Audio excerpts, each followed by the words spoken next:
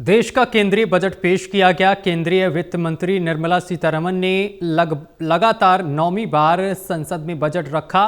Budget जारी करने होने के बाद से ही देश भर में इस पर अलग अलग प्रतिक्रियाएं सामने आ रही हैं। राजनीतिक दलों के साथ साथ आम जनता, व्यापारी और अर्थशास्त्र से जुड़े लोगों ने भी इस बजट पर अपनी राय रखी है।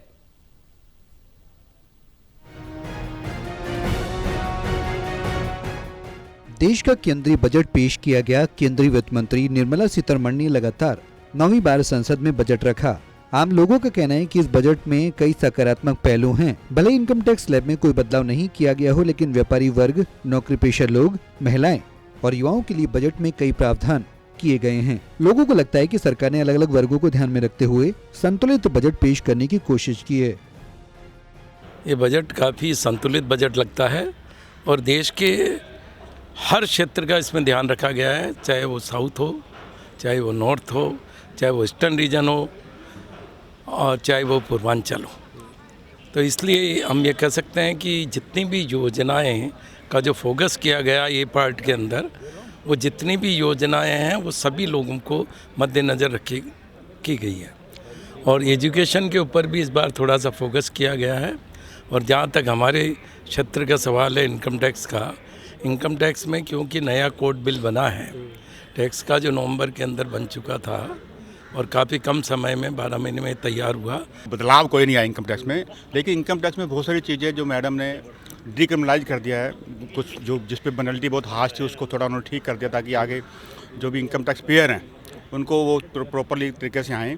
आयुर्वेदिक में बहुत ज़्यादा इन्होंने प्रोग्रेसिव बजट है। आयुर्वेदिक संस्थान खोलेंगे और प्लस कैंसर की कुछ दवाइयों पे, बहुत सारी दवाइयों पे 17 दवाइयाँ जो मैडम ने बोली हैं उन पर कोई टैक्स नहीं लगेगा।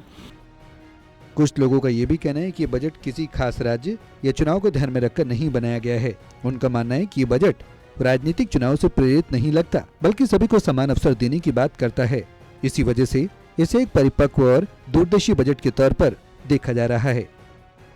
ये बजट बहुत प्रोग्रेसिव बजट है और 2047 का जो विकसित भारत का संकल्प नरेंद्र मोदी जी का है उसको ध्यान में रख के ये बजट बनाया गया है।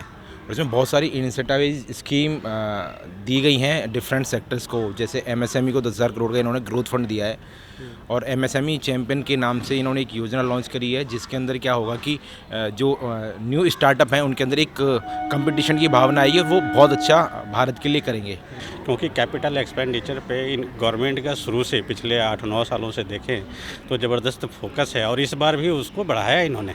इंफ्रास्ट्रक्चर डेवलपमेंट पे इनका टोटल जो व्यू है वो इस बजट में फिर से एक बार सामने देखने को आई और आगे 4-5 सालों में इस बजट का सुखद परिणाम आएंगे, वो ठीक है। कुल मिलाकर केंद्रीय बजट को लेकर लोगों की प्राथमिकताएं मिलीजुली जरूर हैं, लेकिन ज्यादातर लोगों ने बजट पर अपनी सहमति जताई है। कुछ लोगों ने सुझाव भी दिए हैं कि सरकार इसमें आगे और सुधार कर सकती है, लेकिन आम राय यही है कि ये बजट संतुलित है और देश के अलग अलग वर्गों को ध्यान में रखकर तैयार किया गया है। सहयोगी पिंटू के साथ दिल्ली से विशाल सिंह, टोटल टीवी।